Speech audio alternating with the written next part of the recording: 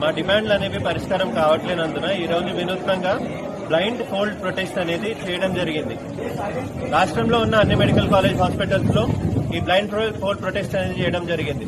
ఎందుకంటే గవర్నమెంట్ అనేది పట్టించుకోవడం లేదు దాని గురించి అని చెప్పి ఇప్పుడు బ్లైండ్ ఫోల్డ్ ప్రొటెస్ట్ దాని గురించి చేస్తున్నాం.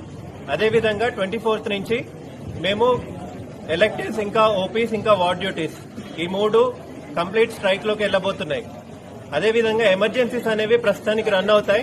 ఎందుకంటే పేషెంట్స్ కి ఇబ్బంది కావడం అనేది మాకు కూడా ఇష్టం లేదు. స్ట్రైక్ వెళ్లడం అనేది మాకు సరదా కాదు.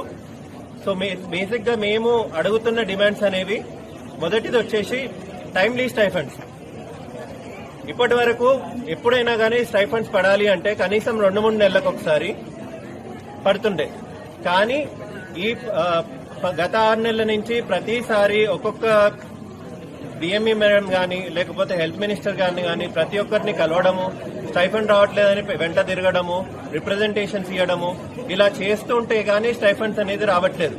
సో ఈ ఇబ్బంది ఉండొద్దు అని చెప్పి ఏపీలో చేసిన విధంగా రెగ్యులర్ గా స్టైఫండ్స్ రావాలి. అటెండెన్స్ ఒకసారి వెళ్లిన తర్వాత 2 days లోపల ఫైనాన్స్ డిపార్ట్మెంట్ నుంచి క్లియరెన్స్ కావాలి అని చెప్పి అదొక మేజర్ డిమాండ్. తర్వాత దీనికోసం అని చెప్పి ఒక గ్రీన్ ఛానల్ అనేది క్రియేట్ చేస్తామని మంత్రి గారు చెప్పిందే. పోయినసారి జనవరిలో స్ట్రైక్ నోటీస్ ఇచ్చినప్పుడు గ్రీన్ ఛానల్ అనేది ఒకటి క్రియేట్ చేస్తామని చెప్పారు, కానీ ఇప్పటి వరకు అది కాలేదు. సో దాని గురించి స్ట్రైక్. సెకండ్ వచ్చేసి super speciality senior residents.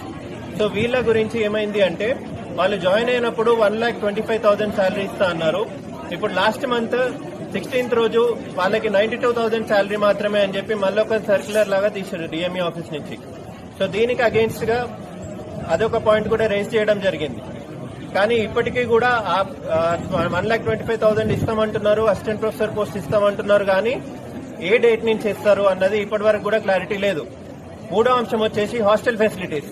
NMC guide lines ప్రకారం హాస్టల్ ఫెసిలిటీస్ అనేవి ప్రతి ఒక్కరికి ఉండాలి అని చెప్పి ఎన్ఎంసీ అఫీషియల్ గా ఇచ్చినది ఇది. ఈ అఫీషియల్ గా ఇచ్చిన నోట్ తర్వాత కూడా ఇప్పటికీ కూడా రాష్ట్రంలో ఏ ఒక్క పీజీకి గానీ ప్రతి ఒక్కరికి గానీ హాస్టల్ ఫెసిలిటీస్ కంప్లీట్ గా ఇప్పటి వరకు ప్రొవైడ్ చేయడం లేదు. సో ఈ హాస్టల్ ఫెసిలిటీస్ ప్రొవైడ్ చేయడం గురించి అట్లీస్ట్ బడ్జెట్ అన్న రిలీజ్ చేయాలి.